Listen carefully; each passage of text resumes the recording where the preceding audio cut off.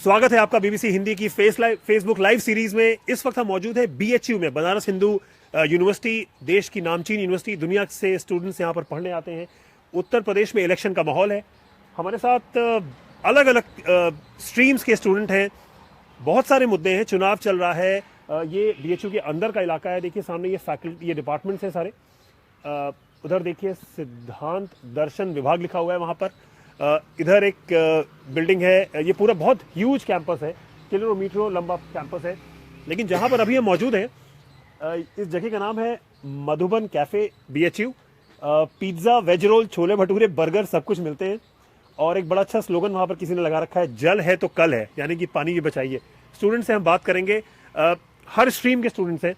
मुद्दा इलेक्शन से ज़्यादा है। मुद्दा ये है कि ये यूथ है, ये जो स्टूडेंट्स हैं, ये कैसे देखते हैं कंट्री के पॉलिटिकल प्रोसेस को, या इस डेमोक्रेटिक एक्सरसाइज को कैसे देखते हैं। आपके पास आते हैं। सबसे पहले अपना नाम बताइए, किस डिपार्टमेंट में हैं? Priyesh Pandey, faculty of arts. Priyesh Pandey, faculty of arts. क्या पढ़ रहे हैं आप? Mathematics honours. मैथमेटिक्स ऑनर्स पढ़ रहे हैं आप। प्रियेश, क्या देखते हैं ये जो पूरा इलेक्शन का प्रोसेस है, इसमें यूथ का पार्टिसिपेशन कितना है? सर, अगर हम यूपी की बात करें तो यूपी के इलेक्शन प्रोसेस में यूथ का पार्टिसिपेशन वही है जो डायनेस्टी पॉलिटिक्स से निकल के आते हैं। ग्राउंड पे आज भी हमारे हिसाब से यूथ के ना इश्यूज आते हैं और ना एक्चुअल इंडिपेंडेंट यूथ आता है। जो भी यूथ है वो बाहर से एक्सपोर्ट होके इम्पोर्ट होके आता है। यूथ बाहर से इम्पोर्ट होकर आता है। नेताओं के लड़के हैं वो पार्टिसिपेट कर रहे हैं। रियल यूथ और उनके इश्यूज आज भी पॉलिटिक्स का हिस्सा नहीं है, पॉलिटिक्स में नहीं है। ये सेंस है बीएचयू के लोगों का कि रियल यूथ आजकल। आप बताइए, आपका क्या नाम है? मिनेशी, और मेरा साइकोलॉजी ऑनर्स है। साइकोलॉजी। हाँ। बताइए पॉलिटिशियंस की साइकोलॉजी क्या है आजकल? मेनली उनको अपनी पावर से मतलब है। उनको पावर चाहिए तो उसके लिए वो यूथ रिप्रेजेंटेशन दिखा देते हैं। ठीक है, अब कहने को जो राहुल गांधी हैं वो भी यूथ हैं, बट मुझे कोई यूथ नहीं लगते। अखिलेश यादव भी यूथ है। हाँ। और एक जमाने में बीजेपी भी अपने आइकन्स को कहती थी यूथ है। हाँ, वो यूथ हैं, लेकिन वो यूथ के जो इश्यूज हैं उसको लेके बाहर नहीं आते। तो वैसे पार्टिसिपेशन का मतलब नहीं है। मेरे लिए कोई भी सेंसिबल इंसान अच्छा पॉलिटिशियन हो सकता है, बी इट यूथ और बी नॉट बी यूथ। जैसे फेमिनिज्म मतलब है कि अगर फेमाइन लीडर्स ज़्यादा आएंगी तो कोई पॉलिटिकल चेंज आएगा या नहीं पार्लियामेंट में। मुझे लगता है कि अगर चेंज आएगा तो फेमाइन लीडर्स ज़्यादा आएंगे। मतलब अभी फेमाइन लीडर्स इसलिए ज़्यादा नहीं है क्योंकि डिसीजन मेकिंग में उनका हिस्सा ही नहीं है, और वो कहीं नहीं है। It's not just the parliament, हमारी सोसाइटी में लार्ज नहीं है। तो जिस दिन सोसाइटी में चेंज आएगा तो वो चेंज पार्लियामेंट में भी रिफ्लेक्ट होगा। और बाकी एज इन जो इश्यूज हैं उसको लेके तो मुझे लगता है कि पेट्रियार्की को ज़्यादा कंजर्व विमेंस ही करती हैं। इसलिए कोई बहुत रिलीफ एज इन नहीं है पॉलिटिकल लीडर्स। तो गलती किसकी है इस पूरे प्रोसेस में? सोसाइटी के लार्ज, सोसाइटी के तौर पर है। हाँ। क्या उम्मीद है कि चीजें बदलेंगी? बहुत स्लो प्रोसेस है, बट आई होप सो कि बदल सकती है। जी, तो हम आपको बताएं, हम बीएचयू में हैं। हमारे साथ बहुत तमाम हर स्ट्रीम के स्टूडेंट्स हैं। बात हो रही है स्टूडेंट पॉलिटिक्स की और इंडिया की ओवरऑल पॉलिटिक्स में स्टूडेंट्स के पार्टिसिपेशन की। आपसे बात करते हैं। कब से हैं बीएचयू में आप? क्या करते हैं? मैं यहाँ 3 साल से हूँ। मैं भूगोल विभाग में शोध छात्र हूँ। भूगोल, ज्योग्राफी पढ़ रहे हैं? हाँ, ज्योग्राफी में। क्या लगता है कि देश का जो भूगोल है, जो राजनीतिक भूगोल है, उसमें आपके ऐसे यूथ, उनका कोई फ्यूचर है क्या, या सिर्फ आप एक वोट बैंक है?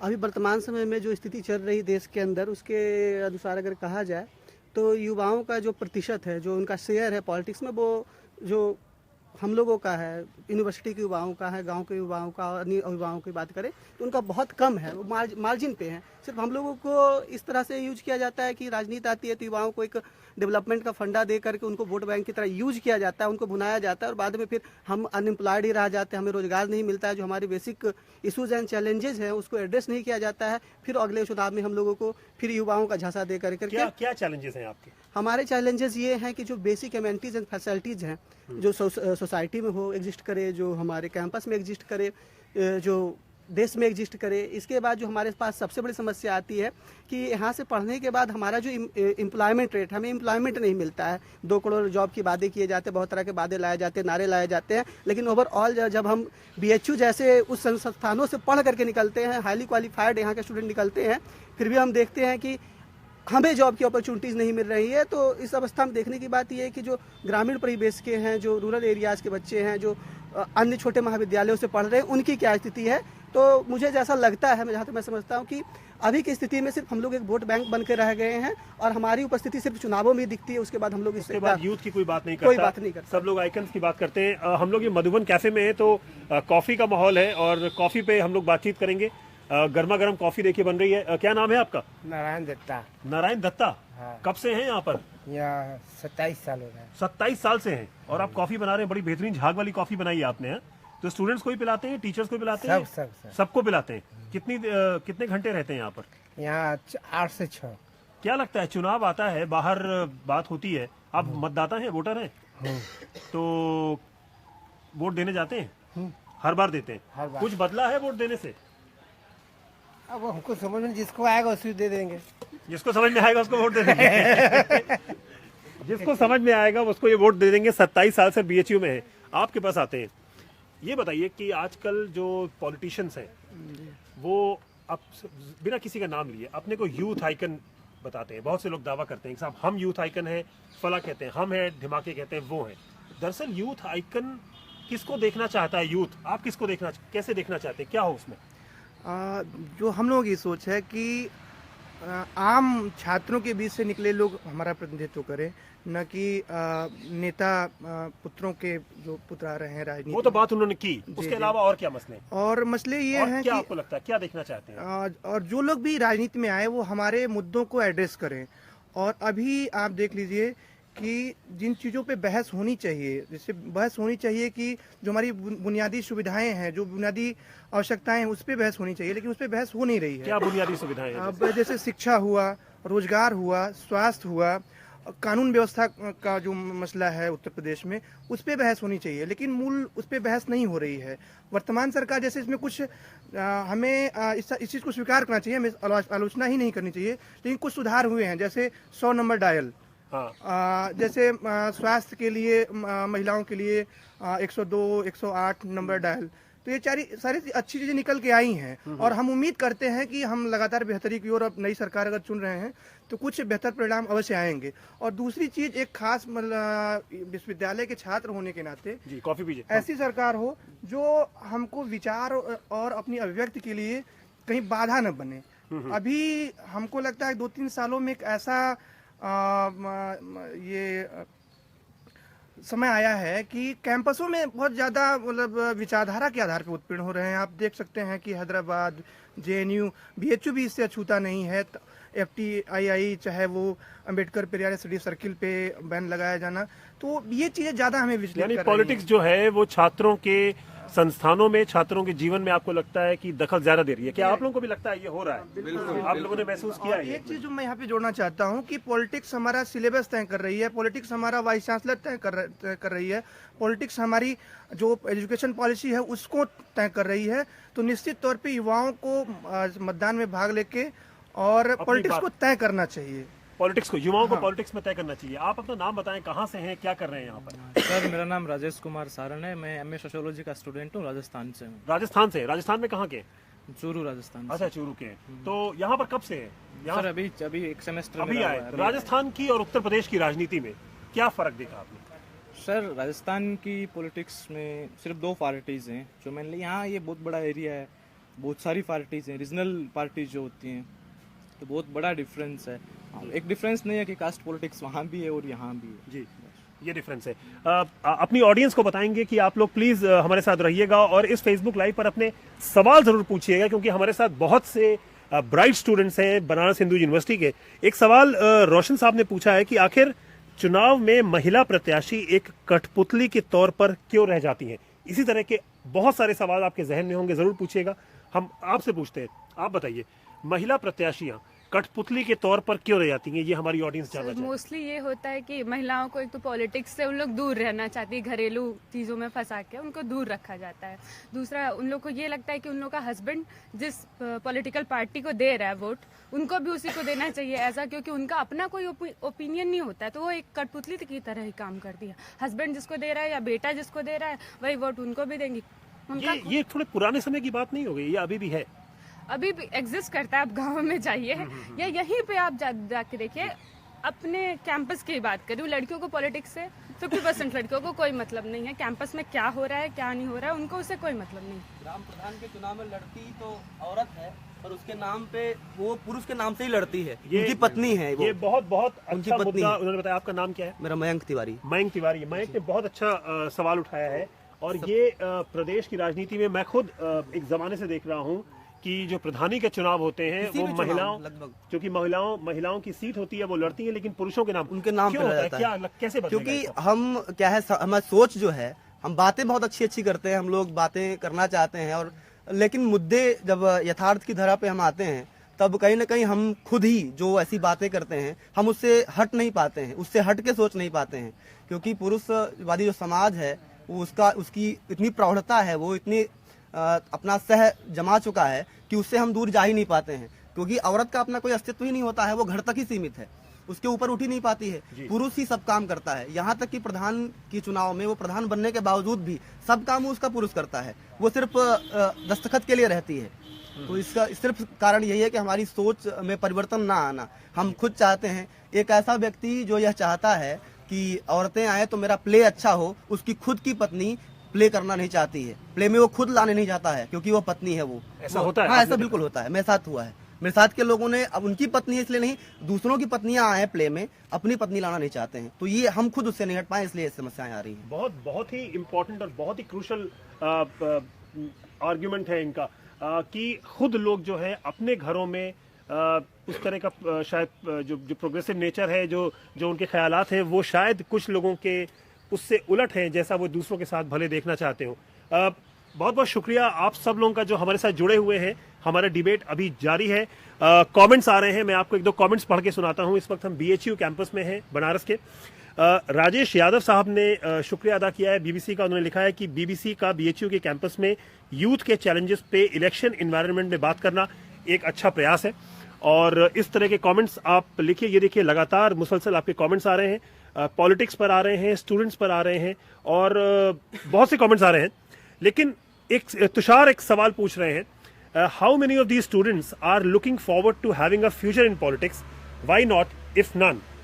तुषार पूछ रहे हैं कि इनमें से कौन कौन से स्टूडेंट्स हैं जो पॉलिटिक्स में अपना फ्यूचर देखना चाहते हैं। आप बताइए, कभी सोचा है कि पॉलिटिक्स में फ्यूचर बनाएंगे? No, I am not interested in politics at all. क्योंकि पॉलिटिक्स में जाने का मतलब है कि इतना बहुत ज़्यादा रश, ऊपर से इतने सारे वादे झूठ मूठ के किए जाते हैं लेकिन कभी पूरे नहीं किए जाते हैं। आप करिए पूरा।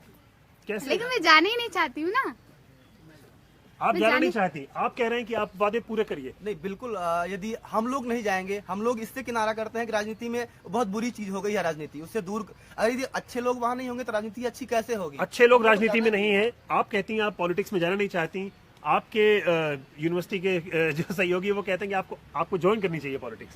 नहीं, वो अपनी अपनी बात है ना। जिनको इंटरेस्ट है वो जाए, जिनको नहीं है। क्योंकि पॉलिटिक्स सीरियसली इतनी गंदी हो गई कि इनफैक्ट फीमेल जाना ही नहीं चाहती है उनमें, और उनको इतना दूर किया जाता है पॉलिटिक्स से कि she is not interested at all. Politics में नहीं है। हाँ। यूथ आइकन आप क्या दिखती हैं इंडिया में? क्या आपको लगता है कि अगर पॉलिटिशियंस में आप किसको कैरिस्मेटिक कहेंगे? करिश्माई पॉलिटिशियन की अगर हम बात करें तो भारत में कितने करिश्माई पॉलिटिशियन बचे हैं?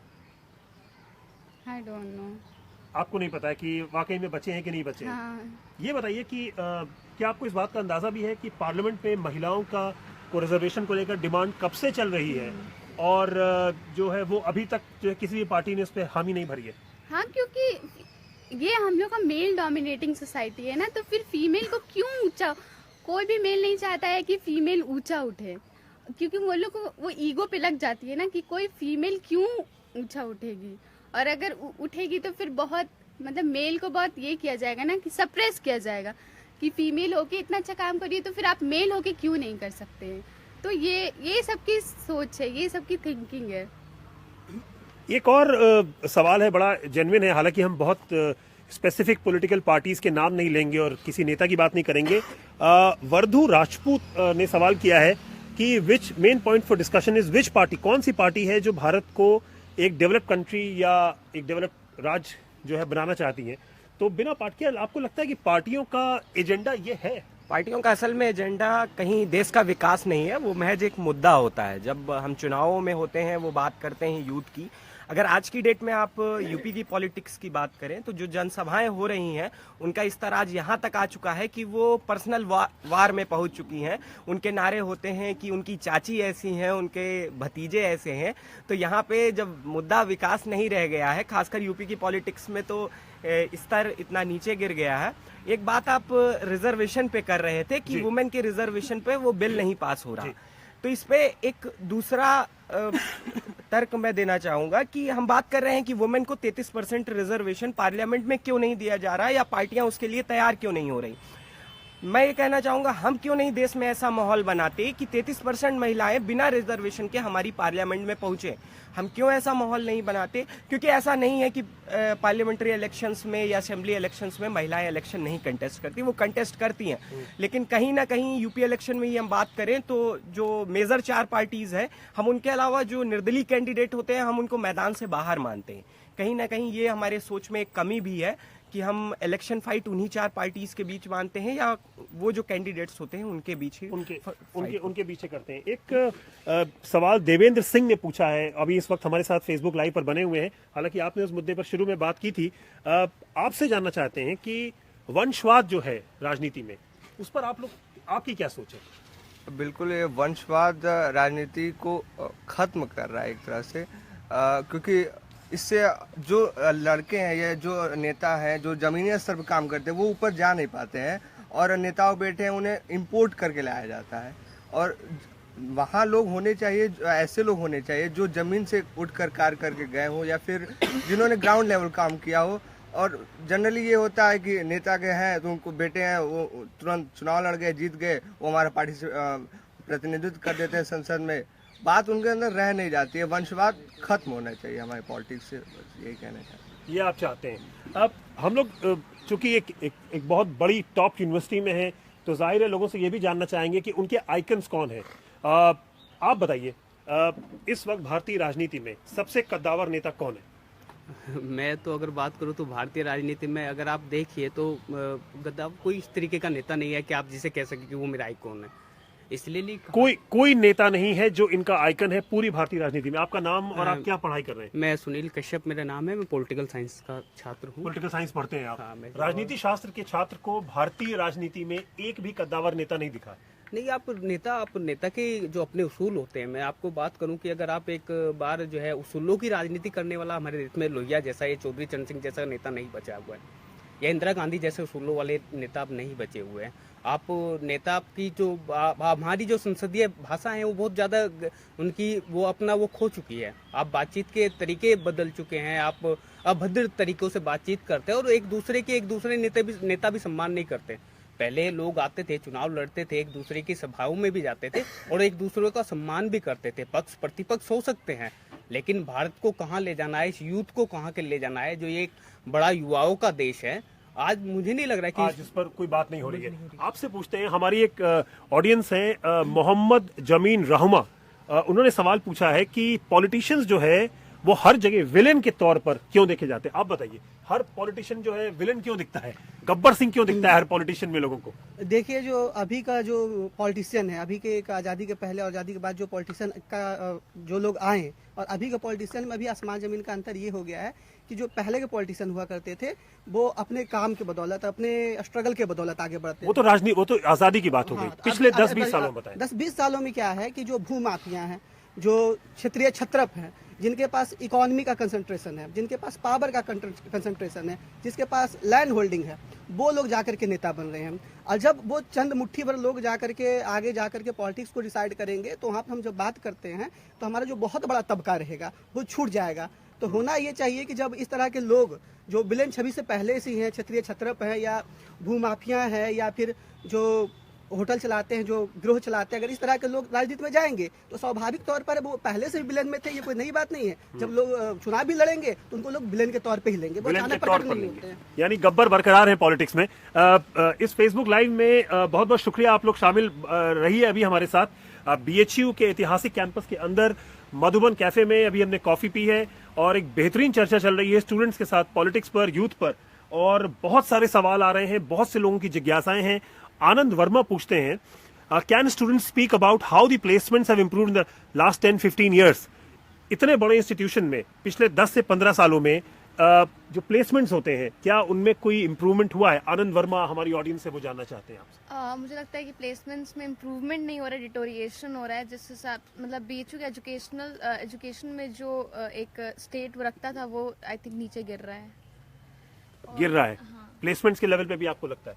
बस मुझे भी लगता है कि प्लेसमेंट्स के लेवल पे नीचे गिर रहा है, क्योंकि हम लोग की स्टडी ऐसी होगी ना, यहाँ पे पढ़ाई के नाम पे क्या चल रहा है अब खुद नहीं जानते। कई बच्चों को ढंग से और सबसे बड़ी बात क्लासेस है कि जो वो, चलती है मतलब पुराने जो स्टडी है, ठीक है, उसमें कोई इनोवेशन नहीं हो रहा है। जो एक पैटर्न चल रहा है वो पैटर्न चलता आपका ही मतलब है। एजुकेशनल सिस्टम जो है, हाँ, जो सिलेबसेस है, बेस्ड पढ़ाई हो रही है। मतलब एक जैसे अब सपोज कीजिए कि पुराने कोई टेस्ट हैं या कोई एक्सपेरिमेंट्स हैं जिनका अब प्रेजेंट स्टडी में कोई सिग्निफिकेंस नहीं है, या जो प्रेजेंट स्टडीज हो रही हैं उसको अपने सिलेबस में इंक्लूड नहीं किया जा रहा है, ठीक है। तो पुराने जो चल रहा है वो चलता जा रहा है, क्योंकि वो हर साल हो रहा था तो वो इस साल भी हो रहा है। सिर्फ उसी के जो मटेरियल्स हैं वो अवेलेबल है लैब में, तो आप उसी मटेरियल पे आप एक्सपेरिमेंट करते रहिए। तो वो सब चीजें मतलब तो कि जो- इनोवेशन की जरूरत है, हाँ, नई स्टडिंग एजुकेशनल टेक्निक्स लाने की जरूरत टीचर है। डायनामिकली पढ़ा ही नहीं रहा है, पुराना डर रहा है, पुराना सिलेबस है वो, और कुछ नया हो रहा है तो उसको इंक्लूड नहीं करना चाहते टीचर्स। वही उनको लगता है अपना सिलेबस खत्म करें, बस बात करें, सिलेबस खत्म हो, बच्चों के एग्जाम्स हो जाए, उनके मार्क्स आ जाए, मार्क्स बेस्ड स्टडी हो रही है। मतलब यहाँ पे ये शिक्षा सेंट्रल नहीं दी जा रही है। यूनिवर्सिटी का मंजर है। और हम ये जरूर आपको बताना चाहेंगे कि यहाँ पर एक बहुत बड़ा मुद्दा है जो हमें बताया गया है, वो ये है कि इस यूनिवर्सिटी में हालांकि चुनाव का माहौल है, हम ऑब्वियसली चुनाव की बात कर रहे हैं, स्टूडेंट्स की पॉलिटिक्स पर राय ले रहे हैं। इस यूनिवर्सिटी में एक अजीब किस्म का नियम है कि जब छात्र या छात्राएं दाखिला लेते हैं तो छात्राओं से शायद एक एफिडेविट साइन कराया जाता है। क्या होता है उस एफिडेविट में, बताइए। एफिडेविट में आपको ये लिखना होता है कि आप किसी भी टाइप के प्रोटेस्ट में या धरना या हड़ताल में शामिल नहीं हो सकते हैं। हमारी अभिव्यक्ति की आज़ादी या फिर हमारे प्रोटेस्ट करने की एक आज़ादी है, वही हमारे एंट्री के साथ यहाँ पे आप एंट्री लेते हैं, एडमिशन लेते हैं, वहाँ पे ख़त्म कर दी जाती है। एक स्टूडेंट का अधिकार, एक हर इंसान का अधिकार होता है कि वो अपनी जो चीज़ें गलत लग रही हैं वो कम से कम बोल पाए। ये एडमिनिस्ट्रेशन, एमएमवी एडमिनिस्ट्रेशन या बीएचयू एडमिनिस्ट्रेशन वही खत्म कर देता है, हमसे हमारे बेसिक राइट्स खत्म बेसिक कर राइट्स। आपने भी एफिडेविट साइन किया था? हाँ जी, कैसा वो लगा था? एक्चुअली एफिडेविट हम साइन नहीं करते, हमारे पेरेंट्स स्पेशली बुलाया जाता है साइन करने के लिए। सो हर साल जब भी हॉस्टल अलॉटमेंट होता है तो उसमें ये होता है कि अगर आपने ऐसा कुछ किया तो आपकी हॉस्टल अलॉटमेंट की जो भी सीट्स हैं वो कैंसिल कर दी जाएंगी। तो ये चीज़ बहुत पर्टिकुलर इसलिए लगती है क्योंकि जितनी भी बॉडीज़ हैं बीएचयू में वो सारी एडमिनिस्ट्रेटिव बॉडीज़ हैं। अब अगर स्टूडेंट के कोई इशू है तो वो कैसे बोले, क्योंकि वो नहीं बोल सकता, कोई स्टूडेंट बॉडी है नहीं, कोई इलेक्शन यहाँ पे होते नहीं है, तो जो प्रॉब्लम है वो सामने कैसे आएगी। अब जैसे सपोज कीजिए कि पॉलिटिशियंस जो भी रूल बनाएंगे वो कहीं ना कहीं इस चीज़ का ख्याल रखेंगे उनका कोई लॉस ना हो। बस वैसे ही एडमिनिस्ट्रेशन जो पर्टिकुलर रूल बनाए वो ख्याल रखता है कि हमारा कोई लॉस ना हो। हमारा तो, कोई लॉस हाँ, ना हो। तो हमारे सुनने के लिए वहाँ पे कौन, अगर मुझे कोई प्रॉब्लम है किसी टीचर से या कोई क्लास ले रहा है, कुछ भी प्रॉब्लम है, तो मैं किससे कम्युनिकेट करूँ। ये एक ये बड़ी अजीब सी वो है कि सिर्फ गर्ल स्टूडेंट, जो फीमेल स्टूडेंट्स हैं, उनसे इस तरह का एफिडेविट, जैसा उन्होंने बताया, उनके माँ बापों से ये लिखवाया जाता है कि भाई वो ऐसा नहीं करेंगी, पॉलिटिक्स में हिस्सा नहीं लेंगी। जब आप आई थी, आप हॉस्टल बोर्डर हैं आप, तो क्या आपके पेरेंट्स से भी लिखवाया गया था? हाँ, ये जब भी किसी गर्ल को हॉस्टल अलॉट होता है तो ये हमेशा लिखवाया जाता है। ये वहाँ का रूल्स एंड रेगुलेशन है। कभी आपने सोचा नहीं इसको बदलने की जरूरत है? क्योंकि वो हमारी कोई बात ही नहीं सुनेंगे ना, ये तो एडमिनिस्ट्रेटिव पॉलिसी है ना। और जी बताएं। तो बोलने से भी कोई मतलब नहीं बनता है ना, क्योंकि हमारी तो कोई बात ही नहीं सुनते हैं। तो कोई फर्क नहीं। तो आपने तय कर लिया कि उन्होंने कहा, चूंकि आपके माँ बाप ने एफिडेविट दिया है तो आप उसको पालन करेंगी? हाँ, क्योंकि हम लोग दूर के हॉस्टल्स है तो फिर हम लोग को तो करना ही पड़ता है ना, क्योंकि ये तो एक मतलब होता है कि स्पेसिफाइड गर्ल्स के लिए ही है। बॉयज कुछ भी करें no matter, but girls should मतलब be in their own limit, ऐसा होना चाहिए।